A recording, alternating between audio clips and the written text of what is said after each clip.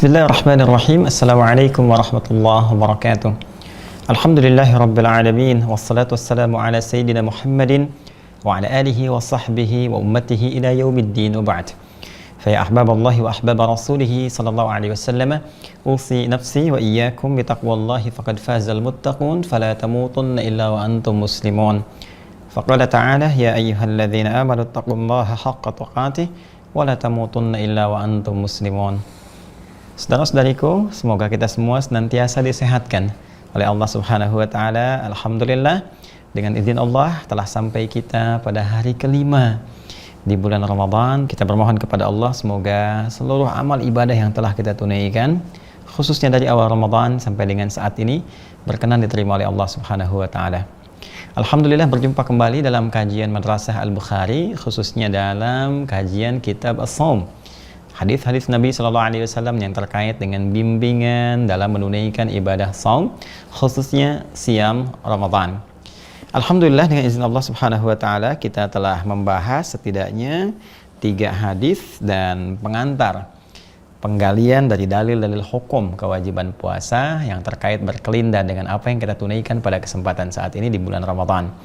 Dan di hadis yang keempat yang kemarin kita telah coba bacakan, sebagiannya telah kita ulas setelah masuk kepada bab kedua, yaitu tentang bab fadlis shaum, bab tentang keutamaan puasa. Dan kita telah bacakan sebagian dari nomor hadis 1894, susunan dari awal hadis Al-Bukhari sampai dengan ke bab ini, dan di kitab Shaum ini hadis urutan yang keempat. Ya, saya bacakan kembali untuk mengingatkan, setelah itu kita coba sambungkan penjelasan di pertemuan yang lalu.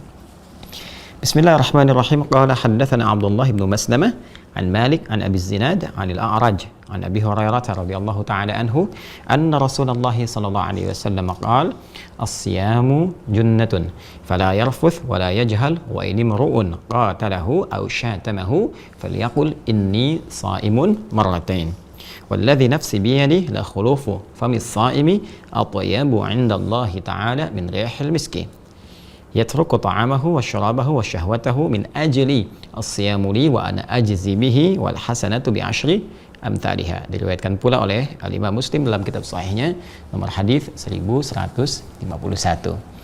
Di pertemuan yang lalu kita telah uraikan bahwa hadis ini akan menunjuk kepada kita keutamaan dalam penunaian ibadah siam, khususnya Ramadan yang sekarang kita tengah tunaikan bersama-sama, sekaligus menunjuk pada parameter tingkat keberhasilan siam seorang hamba, puasa insan beriman.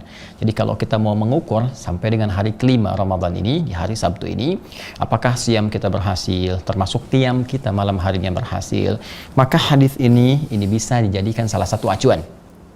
Ingat ya, Nabi pernah mengatakan, dan ini sering saya sampaikan bahkan dalam madrasah Imam Al-Bukhari di kitab Shaum, bahwa Nabi pernah menegaskan rubba sha'imin laisa lahu min siyamihi illa al-ju' wal 'atash. Ya, tidak sedikit didapati orang-orang yang puasa itu tidak mendapati apapun dari puasanya, siamnya, kecuali rasa lapar dan haus saja. Wa rubba qa'imin laisa lahu min qiyamihi illa as-sahar. Dan sementara ada orang yang menunaikan qiyam di malam harinya tidak mendapati apapun dari qiyamnya, tidak ampunan dari Allah, tidak juga pahala, tapi disayangkan hanya capek berdiri begadang saja.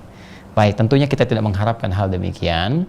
Karena itu bagian pertama, seperti kita bahas di pertemuan lalu, ukuran benarnya puasa seseorang, maka di sini diwakili oleh kata as-siyam. Ya, as-siyamu junnatun, puasanya mesti ditunaikan dengan benar seperti kami sampaikan. Mohon izin yang baru bergabung bisa menyimak ya di rekaman sebelumnya, dan penting untuk dicatat dengan baik sehingga di situ ada turunan-turunan evaluasi untuk kita semua. Baik, as-siyamu tidak disebutkan kata siyam seperti pernah kami jelaskan, kecuali menunjuk pada puasa yang mengacu pada hukum-hukumnya, aturan-aturannya, berbagai ketentuannya. Apalagi di sini menggunakan alif lam ta'rif ya, alif lam ta'rif akan menunjuk satu hal yang khusus.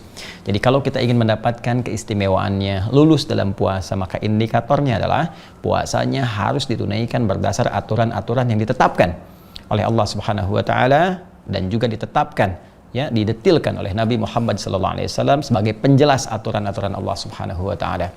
Maka kalau ini benar ditunaikan, junnatun, puasa yang kita tunaikan ini, yang dikerjakan dengan benar sesuai aturannya teman-teman sekalian, itu akan menghasilkan perisai, yang tak tampak, perisai imajiner, langsung ya menyatu dengan jiwa kita, karena setiap kali kita menunaikan ibadah dalam Ramadan itu membentuk karakter kebaikan, dan puncaknya takwa itu. Ya, sedangkan takwa itu kan dua, ya, bisa dilihat dari dua hal, dua pokok. Ya, satu menunaikan perintah Allah, yang kedua meninggalkan larangan Allah.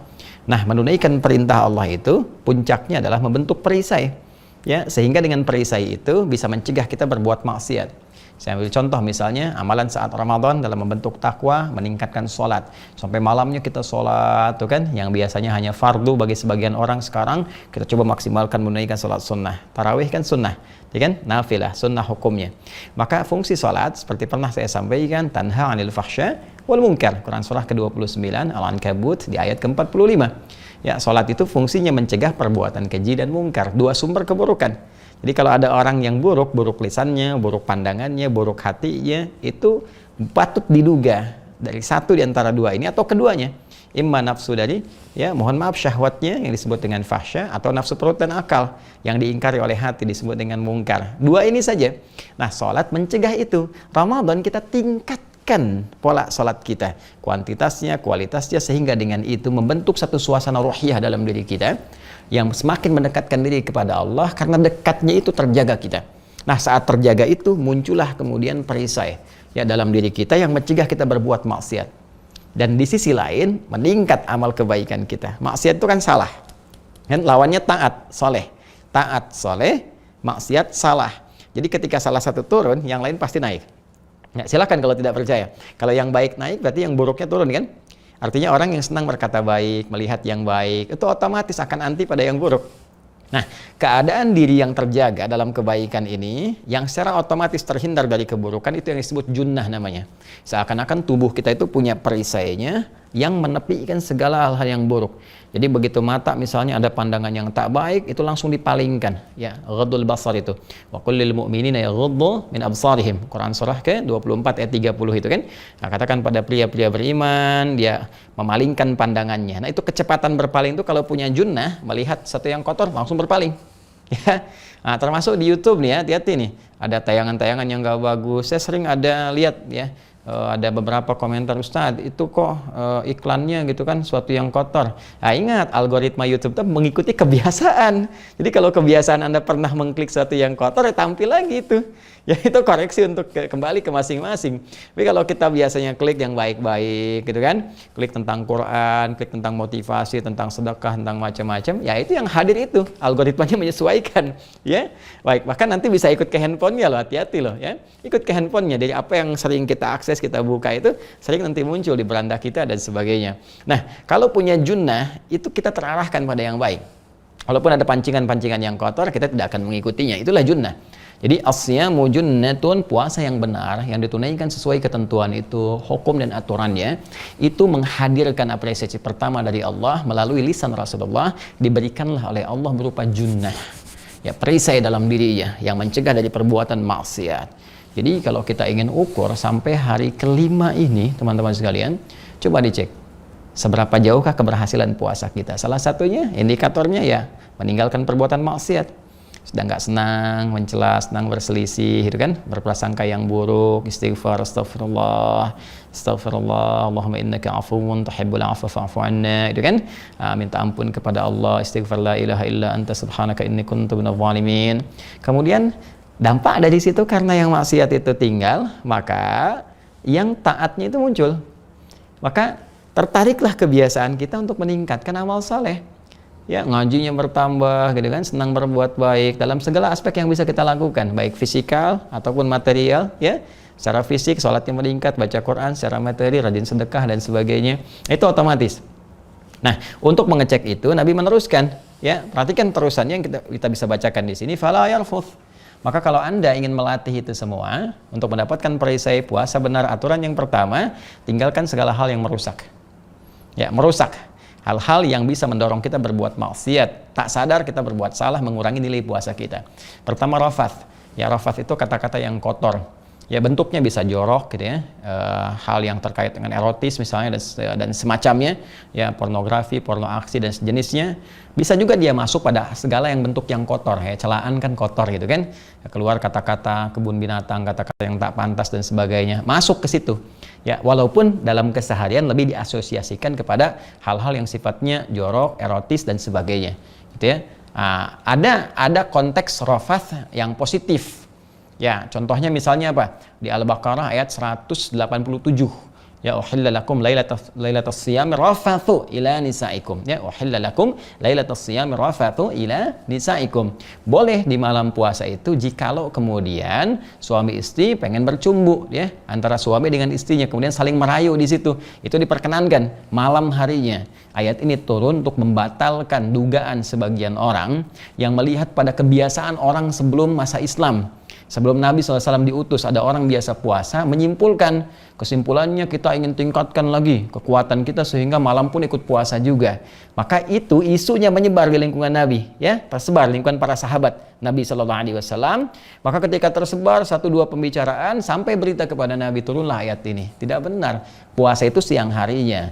Malam itu tingkatkan ibadah berupa qiyamnya. Kalaupun ada hubungan suami istri, ingin bercumbu rayu dan sebagainya, diperkenankan. Dan dalam cumbu rayu kadang-kadang keluar rafath kan, maka itu diperkenankan. Sama dengan iri hati, dengki, itu nggak boleh, dilarang, kecuali pada 2 hal. La hasada illa fitnatain. Tidak ada iri hati, dengki kecuali pada 2 hal. Ya rajulun atahullahul Quran, yaitu seorang yang diberikan anugerah oleh Allah Quran atau ilmu, kemudian dia mempraktikkan bacaannya siang dan malam. Wa rajulun atahullahul mal. Ya, kemudian yang kedua, Allah berikan kelapangan harta pada seseorang, kemudian fayunfiquhu, maka dia menginfakkan harta itu di jalan Allah siang dan malamnya. Jadi ini perbuatan ini boleh, ya kita merasa cemburu. Nah ini hasad boleh, dan namanya pun dirubah menjadi ghibtah. Ghibtah, hasad yang positif, yaitu kecemburuan yang positif. Di luar itu nggak boleh, kecemburuan untuk supaya orang lain nikmatnya hilang. Ya, cemburu pada mobilnya, bagaimana supaya mobilnya rusak, nah, itu nggak boleh. Ya, demikian di sini fala yarfuth, dalam konteks yang negatif jangan dilakukan rafath, kata-kata yang kotor. Ya, mohon maaf sekali saat masih puasa kok sibuk berselisih. Ya, sibuk berprasangka buruk, sibuk bikin hoax. Hati-hati nih ya, hati-hati. Saya sering baca berita, ya berita-berita di online misalnya, baik media cetak, elektronik ya khususnya. Kita lihat tiap hari kok tampilannya ada aja ya yang berselisih, ya padahal sedang puasa loh, hati-hati. Ya kan? Kemudian ya saling balas, saling ini, saling itu, apapun profesinya. Ya mohon maaf misalnya mau kita di aktivitas biasa, apakah mungkin di politisi misalnya, ya di diplomasi, di birokrasi, antar elit dan sebagainya. Ingat kalau puasa itu mesti dijaga. Ya, karena puasa itu positif sifatnya. Ya, puasa itu konstruktif, membangun, mengeluarkan karakter-karakter kebaikan. Maka ditahan. Ditahan ya, itu bisa merusak. Nanti junnahnya malah kosong. Nah, jadi ini bagian pertama. Ingat, kalau itu disampaikan pasti terjadi. Pasti terjadi, akan didapati suasana saat puasa terpancing kita. Ya, untuk saling berkata yang tidak baik. Ya, puncaknya mungkin ada hoax, ada macam-macam dan sebagainya. Ya. Sama persis seperti ayat haji ya. Ayat haji itu menyandingkan salah satunya kemungkinan perbuatan rafath. Itu di Al-Baqarah ayat 197. Al-hajju asyhurum ma'lumat, faman farada fihinna al-hajja fala rafatha. Ya, maka siapa yang sudah memantapkan dirinya untuk siap berangkat haji, maka hati-hati, kata Allah, jangan sampai saat haji itu terjadi rafath. Artinya apa? Kalau Allah sampaikan itu, ada potensi-potensi untuk berkata itu. Ya, saat tawaf tiba-tiba keinjak keluar kata-kata kotor, memaki, bis sholawat misalnya telat datang, tiba-tiba marah-marah ini dan sebagainya, itu rafath. Ya, itu rafath. Nah, saat puasa dilatih kita. Jangan berbuat itu. Itu kalau kita bisa menaklukkan kemampuan lisan kita untuk berkata yang demikian, maka insya Allah suasana yang lainnya akan baik. Karena lisan ini mewakili bahasa hati.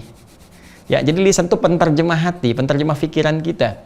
Dari hati dituangkan ke pikiran, dicerna, dikeluarkan lewat lisan. Jadi kalau ingin mengetahui suasana hati seseorang, itu 90% bisa dilihat dari lisannya. 10%-nya gesturnya, ya kan? Baik, jadi bisa kelihatan dari lisan apa yang dia bicarakan, itu kita bisa nilai. Ya bahkan kita dari bagaimana rambatan gelombang suaranya, ya intonasinya, nadanya, bisa kita ketahui apakah orang ini tulus atau tidak, ya kan? Ataukah berupa sindiran, ataukah berupa kata-kata misalnya yang satir, yang macam-macam, bisa diketahui. Pun dari niat yang paling dalamnya akan berpengaruh pada kualitas kata-katanya. Apakah sampai ke hati atau sampai ke pikiran saja? Ya, ataukah baru sampai ke pikiran langsung balik lagi, itu mungkin. Dan kalimat-kalimat lembut itu atau disertai keikhlasan itu kekuatannya dahsyat. Bahkan dia bisa memerintah tanpa dengan kata-kata yang tajam. Bahkan dia bisa mencegah tanpa harus kemudian memaksa misalnya ya, dengan intonasi yang sangat indah. Baik, itu bagian pertama. Jadi kalau kita bisa menaklukkan, pelihara lisan kita, maka kemungkinan 90% bagian diri kita itu aman. Sumber perkelahian dari lisan, kan? Sumber perselisihan dari lisan, sumber macam-macam umumnya dari lisan.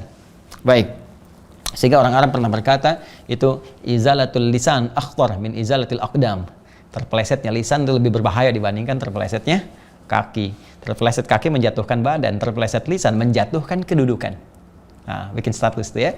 Terpeleset kaki menjatuhkan badan, terpeleset lisan menjatuhkan kedudukan. Baik. Kemudian wala yajhal, jangan berbuat yang tak pantas, tindakan-tindakan bodoh. Ya, jahalah itu pernah saya sampaikan, kadang-kadang ada yang melahirkan dosa, ada yang tidak melahirkan dosa, tapi berpotensi orang lain menjadi berdosa. Ya unik ya. Nah, misal gini, Quran surah keempat An-Nisa, ya, Quran surah keempat An-Nisa ayat 17 ini tentang taubat. Innamat taubatu 'ala Allahi lilladzina ya'maluna su'a bijahalatin. Ya, tsumma yatubuna min qarib. Ya, Quran surah keempat ayat 17 di paling kiri agak sedikit ke tengah. Ya, innamat taubatu, sungguh taubat yang diterima oleh Allah Subhanahu wa taala itu, ya, adalah tobat alallahi lilladzina ya'maluna su'a bijahalatin. Orang-orang yang berbuat satu keburukan, salah, dosa, bijahalah, karena awalnya perbuatan-perbuatan yang tidak pantas. Nah, ini jahalah di sini perbuatan yang ya tidak pantas yang melahirkan dosa. Ya, mohon maaf lah, ya mohon maaf, kita sudah paham bersama, kita mengerti bahwa misalnya bikin hoax itu salah, tapi masih bikin hoax, itu kan dosa, ya kan? Kemudian ya mencela gitu kan, pada yang tidak pada tempatnya, ya itu kan sudah tahu salah tapi dikerjakan juga. Nah, itu jahalah namanya. Mirip es batu ditiupin, ya kan? Ya udah tahu dia udah ada asap jadi tiupin juga, udah tahu dingin. Itu kurang lebih seperti itulah, ya. Tapi ada perbuatan yang secara langsung sih tidak berdosa, tapi menyebabkan orang lain bisa berdosa. Ya contoh lah ya, sering saya katakan, Anda usia 50 tahun, tinggal di sebuah komplek. Anda keliling komplek Anda waktu Ramadan lagi, ya pakai sepeda cucu Anda yang 5 tahun. Ya dosa sih enggak Joni gitu. Cuma perbuatan itu menjadikan orang-orang terpancing dosa. Akhirnya begitu melihat Anda muncul komen, ya kan? Apalagi sekarang eranya media sosial, begitu di komen, kemudian di share, like, ya ada like, ada dislike, ada macam-macam. Ya muncullah kemudian orang diskusi di situ. Kenapa si fulan begini? Kenapa begitu? Oh pantas dia begini. Nah itu dia. Oh ujungnya apa? Oh nggak nyangka ya, tuh nyangka. Ketika seorang berkata tidak nyangka, dia sedang nyangka. Ya kan? Baik, nah itu diantaranya, itu jahalah. Maka Nabi mengatakan, latih perbuatan Anda dalam puasa ini supaya tidak berbuat jahalah. Jadi kalau orang sudah terbiasa mengondisikan dirinya mencegah perbuatan jahalah yang menurunkan muru'ah, kehormatan kita, maka langkah selanjutnya pasti akan tertahan. Awalnya kan jahalah, ya perbuatan yang tidak ada nilainya, selanjutnya yang mengandung dosa. Jadi kalau kita pada step pertama sudah bisa menghentikan, maka perbuatan dosa bisa kita tahan. Jelas ya? Nah, wa in imru'un qatalahu aw syatamahu. Kemudian jika pun ini rumus cepat dari Nabi. Ada pancingan-pancingan lagi, nanti ada provokasi kata Nabi saat puasa. Kadang-kadang ada provokasi membuat kita itu terpancing untuk berselisih. Wa in imru'un qatalahu, ingin mengajak berselisih, bertikai. Aw syatamahu minimal, ya mohon maaf, balas pembicaraan. Saling berbalas, saling sindir, saling mencaci, saling mencela. Satu nyebut A, yang kedua nyebut B dan sebagainya. Itu kalau Nabi sebutkan pasti terjadilah.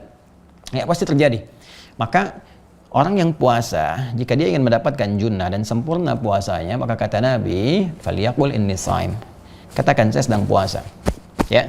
Nah, ini bisa dua sisi. Bisa pada orang yang mengajak kemudian memancing, memprovokasi sebagai peringatan bagi dia untuk mengingatkan bahwa ini suasana sedang suasana puasa. Kita bisa katakan ini suasana puasa, ya. Nah, ini suasana puasa dengan bahasa kita kan. Jadi kalau ada yang mancing-mancing begini-begini, Anda ingatkan dia, bertakwalah kepada Allah, ini sedang puasa. Ini Ramadan. Ya, bisa seperti itu. Bisa yang kedua, ya itu kepada diri kita. Kalau orangnya memang sudah ya nggak punya batas dalam nilai kebaikan lah. Ya dalam arti mohon maaf, dalam arti bukan artinya kebaik-baik banget, nggak, terhambat untuk menjadi baik. Sehingga kita katakan ingatkan begitu pun balik marah. Ya ini sedang Ramadan, ya nggak pantas lah kita sedang puasa. Emang kenapa? Soleh kamu gini. Nah kalau sudah kondisi yang begitu, katakannya pada diri kita, ya pada jiwa kita. Saya sedang puasa, nggak boleh balas. Saya sedang puasa, kita doakan ya Allah bukakan pintu hati baginya, lembutkan jiwanya ya Allah, damaikan keadaan hatinya, ya baikkan lisannya. Sudah cukup. Ya, cukup. Setelah itu kita diam. Diam dalam sesuatu perdebatan, walaupun kita unggul di dalamnya, itu tetap menjadikan kita mendapatkan apresiasi dari Allah Subhanahu wa taala. Punya nilai di hadapan Allah. Wal kadhiminal ghaidha. Orang-orang yang sanggup menahan amarah disediakan surga seluas langit dan bumi. Bahkan dalam salah satu riwayat disediakan satu istana di antara taman-taman surga. Ya, ada yang mengatakan di tepian surga. Ada yang berkata, Ustadz kok di tepian? Ya biarin aja, yang penting dapat istana daripada enggak sama sekali ya di surga, ya kan? Baik, Masya Allah. Teruskan.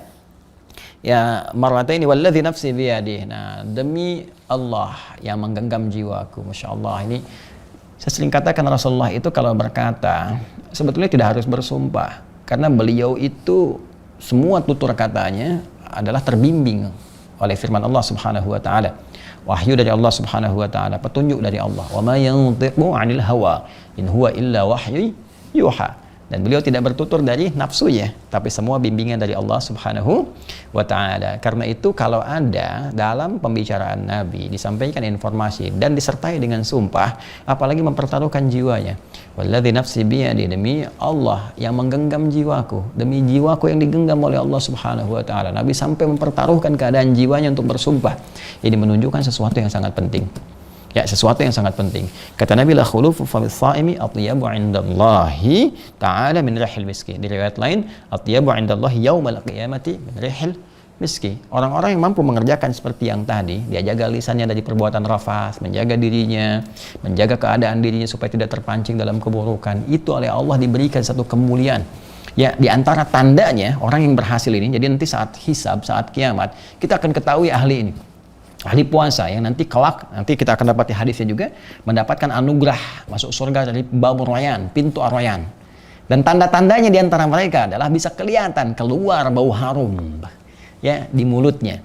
Demi Allah yang menggenggam jiwaku, kata Nabi Muhammad SAW, la khulufu famis saimi, sungguh bau mulut ya orang yang puasa itu, yang benar puasanya, yang seperti tadi disebutkan, bukan menahan lapar dan haus saja, kan? Tapi bagaimana mengontrol dirinya, mengontrol lisannya, mengontrol keadaannya, menjauhi pancingan provokasi. Orang-orang seperti ini diberikan tanda oleh Allah. Di antara tanda utamanya keluar bau harum semerbak di lisannya lebih daripada bau harum kasturi.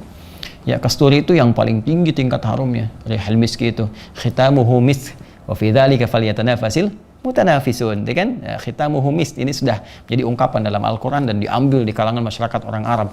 Bagaimana akhir kehidupan yang semerbak, yang wangi dan sebagainya. Itu sebagai kata kiasan. Nah, ada orang yang diapresiasi oleh Allah, jadikan lisannya itu mengharumkan, melahirkan bau harum yang semerbak. Ya, bau harum yang mewangi itu, Masya Allah, sangat luar biasa. Dan jangan salah memahami ini ya. Nah, yang salah memahami ini, dulu ada anak SD, ya, satu cerita gambaran, gitu kan. Sampai rumah nggak mau sikat gigi, nggak mau apa kan, sampai bau mulutnya itu luar biasa lah kalau bicara. Habis sahur makan jengkol, kemudian malamnya buka makan pete dan sebagainya. Ibunya tanya, kenapa kamu nggak sikat gigi, baunya kan aneh ini. Nah, mama, di sekolah diajarkan bau mulut orang puasa itu lebih wangi ya, di hadapan Allah dibandingkan dengan minyak kasturi. Nah, bukan berarti nggak ini ya, bukan berarti harus bau gitu. Itu cara bacanya juga penting. Ya, mungkin kita bisa katakan ya harumnya apa namanya, lisan atau mulut orang yang berpuasa itu yang diapresiasi. Jadi bau yang dimaksudkan di sini bukan bau yang nggak jelas ya, yang dimaksud harum ya, harum, indah, semerbak seperti kita pakai minyak wangi. Ini adalah pertama bentuk majas saat di dunia, majas kiasan saat di dunia, yaitu apa, kita yang menjaga lisan itu dari keburukan sehingga keluar kata-kata mulia itu harum ya, itu semerbak sehingga menyebar keharumannya dan diakui, bahkan dicatat, bahkan sebagian orang membuat status dengan itu ya, istilah kita quotes gitu kan. Nah, di akhirat majazi itu menjadi hakiki, dijadikan oleh Allah nilai kebaikan itu. Ada sebagian hamba yang memang diistimewakan dengan keadaan harum ini ya. Saya ambil contoh, misalnya saya di kesempatan Jumat lalu saya sampaikan di khutbah Jumat dan mungkin di Adinet Official juga ditayangkan kembali. Ada Imam Nafi' Al-Madani gitu ya. Imam Nafi' Al-Madani ini punya dua nanti yang meneruskan qiraat beliau, yaitu Imam Warash dan Qalun. Imam Warash dan Qalun. Itu Qalun sekarang dibacakan di Tripoli, ada di Libya gitu kan. Warash misalnya di Mesir dan sebagian Afrika. Nah, itu teman-teman sekalian, Imam Nafi' ini punya keunggulan. Walaupun pendengaran beliau nggak terlampau sempurna, tapi beliau ini Masya Allah, ini ahli Quran, bisa membenarkan dan melihat kesalahan seorang pembaca Quran dari gerakan bibirnya saja. Dan setiap beliau bicara itu mengeluarkan bau harum ya. di lisan beliau yang mulia, ya, di mulutnya keluar bau harum, kebaikan-kebaikan. Itu karena barokah Al-Qur'an.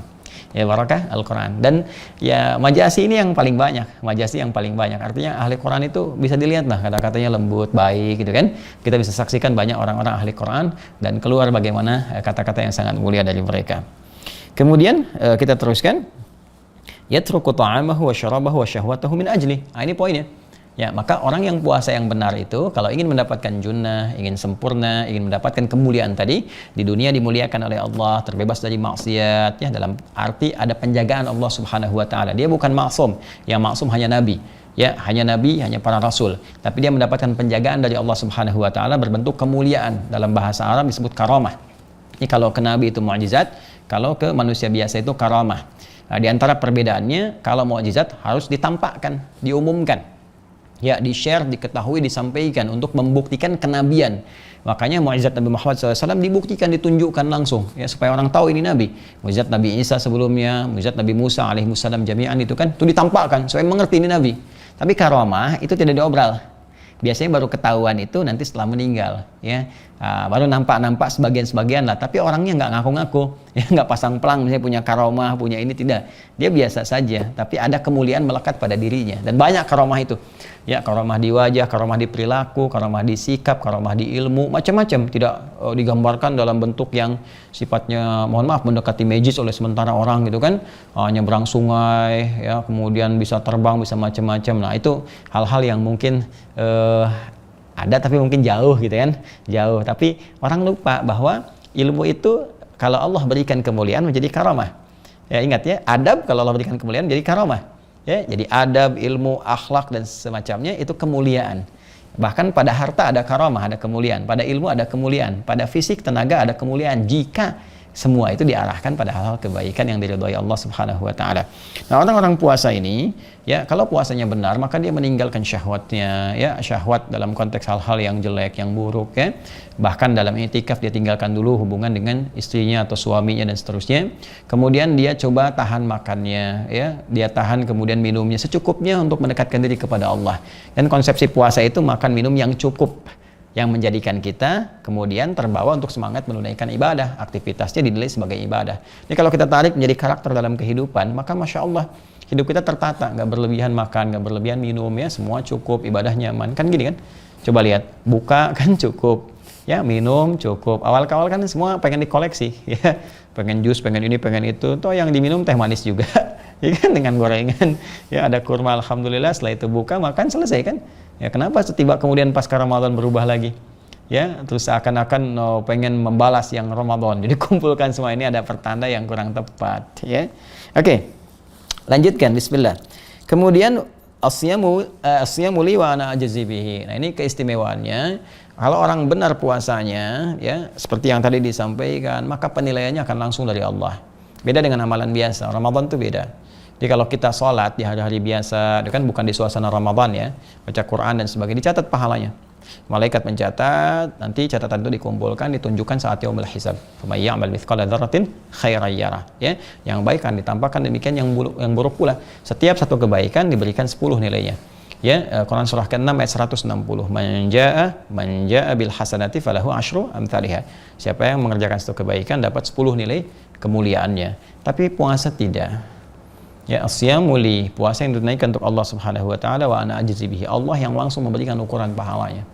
Ya, kalau Allah sudah berikan ukuran, ya bisa nggak terbatas. Paling minimal, ya, standarnya wal hasanatu bi asyri amsalihha. Setiap kebaikan 10 kali lipat, yang standar, yang biasa. Jadi kalau dapat segitu, itu dapat yang paling rendah. Ya, karena kalau Allah sudah berikan tanpa ukuran, semakin kita ikhlas, semakin tunaikan karena Allah, maka dapatlah kemudian limpahan-limpahan yang sangat luar biasa. Nah, ini adalah hadis yang keempat yang kita dapati, dan hadis pendukung pada bab tentang keutamaan puasa. Secara singkat, kalau puasa yang ditunaikan dengan baik, sesuai aturan, sesuai hukum-hukumnya, kan, sesuai ketentuannya, maka pertama Allah apresiasi dengan memberikan satu perisai dalam dirinya sehingga tercegah dari perbuatan maksiat. Kemudian juga Allah jadikan keadaan diri menjadi lebih terhormat, ya. Lisan tertata, keadaan diri tertata, sehingga dengan itu mendapatkan apresiasi, semerbak wanginya di dunia, dan mendapatkan bau harum lebih harum dari kasturi saat kembali kepada Allah di akhirat. Dan lebih daripada itu akan dilipat gandakan pahalanya langsung dari Allah Subhanahu wa taala, sehingga terkumpul segala bentuk kemuliaan pada dirinya. Inilah kesimpulan dari bab yang kedua, teman-teman sekalian. Alhamdulillah telah kita tuntaskan. Penting saya sampaikan teman-teman sekalian, insya Allah kajian-kajian kita terkhusus juga Madrasah Al-Imam Al-Bukhari dalam pembahasan Kitabus Shaum nanti insya Allah akan terdetilkan, ya, di beranda, di net official itu sudah ada nanti listnya, Anda tinggal masuk saja. Kalau pengen aku suka, misalnya ayo kultum sejenak untuk berbuka setiap sore jam 5 ya, selama Ramadan, itu Anda tinggal masuk situ, sudah ada. Jadi dari playlist kita tampilkan ke beranda sehingga mudah untuk mencari. Dan ini ada kondisi teman-teman 2 hari ke belakang ini agak terjadi sesuatu yang menurut kami perlu penyesuaian ya dari teman-teman sekalian. Jadi ada semacam gangguan-gangguan ya. Kami kira di kami tidak ada masalah, tapi secara teknis ada sesuatu yang kami nggak sampai ke situ. Jadi kadang-kadang dalam waktu-waktu yang prime time gitu kan, waktu-waktu yang utama itu yang biasanya kita normal tiba-tiba terganggu ya, tayangan jadi terganggu, jadi hilang. Kemudian yang tertiba kemudian teman-teman yang biasa nonton di ribuan itu jadi 100, jadi macam-macam. Nah, kita sebetulnya tidak concern kepada jumlah, kepada apa-apa. Yang penting Allah ridha dengan apa yang kita ingin kita tampilkan. Tapi mohon izin kalau ada kendala-kendala teknis, kita akan sesuaikan di upload kembali. Ya, upload, jadi teman-teman tinggal belajar saja. Bagi kami alhamdulillah, mau ada yang belajar alhamdulillah, ya kan? Mau ada yang tergerak alhamdulillah, belum kita doakan. Jadi bagi kita yang penting kita niatkan sebagai ibadah. Ya mudah-mudahan tidak ada iseng-iseng atau yang lainnya, ya itu pun kita doakan saja, tapi rugi sebetulnya karena kami pun ya mohon izin tidak ada orientasi yang lain-lain, jadi Anda hanya mengganggu diri sendiri gitu kan. Tapi kita juga tidak perlu jauh-jauh berpikir, yang penting kalau ada kesulitan-kesulitan maksud kami tinggal kembali ke playlistnya aja, dicek lagi di turunan yang telah kita petakan untuk kemudahan tadi. Ya alhamdulillah, semoga kita diberkahi oleh Allah Subhanahu wa taala dan semoga mendapatkan rahmat Allah Subhanahu wa taala, diterima amal ibadah kita, dan mohon maaf bila ada hal-hal yang kurang berkenan. Semoga Allah muliakan sekali lagi dan menerima ibadah kita dengan limpahan-limpahan kemuliaan. Allahumma taqabbal minna innaka antas sami'ul 'alim wa tub 'alaina innaka antat tawwabur rahim. Rabbana zalamna anfusana wa illam taghfir lana wa tarhamna lanakunanna minal khasirin. Faghfir lana dhunubana ya Allah wastir 'ayubana innaka antal khairus satirin. La ilaha illa anta subhanaka inni kuntu minadh dhalimin. Nastaghfiruka wa natubu ilaik. Wa sallallahu ala sayyidina Muhammad wa ala alihi wa sahbihi ajma'in wa akhiru da'wana anil hamdulillahi rabbil alamin. Assalamualaikum warahmatullahi wabarakatuh.